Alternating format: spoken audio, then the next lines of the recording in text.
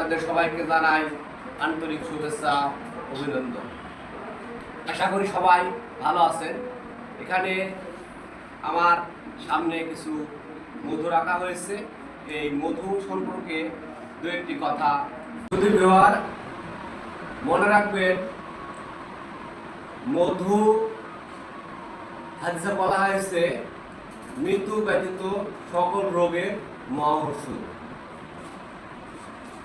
ঠান্ডা গরম সারা বছর সকাল সন্ধ্যায় খালি পেটে 3-4 চামচ মধু, তার সাথে 5-6 ফোঁটা কালিজিরার তেল একত্রে মিশিয়ে সেবন করুন।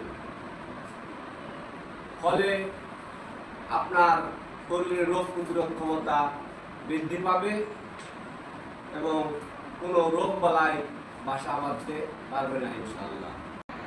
মনে রাখবেন, মধু একটি উচ্চ ক্ষমতা সম্পন্ন অ্যান্টিবায়োটিক, যা শরীরের রোগ ক্ষমতা বৃদ্ধি করে এবং কোনো রোগ বালাই থেকে আপনাকে মুক্ত রাখবে ইনশাআল্লাহ। মধু নিয়ে আরও বিস্তারিত কথা পরের ভিডিওতে তুলে ধরার চেষ্টা করব ইনশাআল্লাহ। মধু, এই মধু যদি আপনারা একবার আমার কাছ থেকে নেন, আশা করি পরবর্তী সময়ে আর অন্য কাছে মধু কিনবেন না। এই আত্মবিশ্বাসটুকু আমার আছে আমি মনে করি, কারণ এই মধুর মধ্যে কোনো ভেজাল নাই, একদম নির্ভেজাল।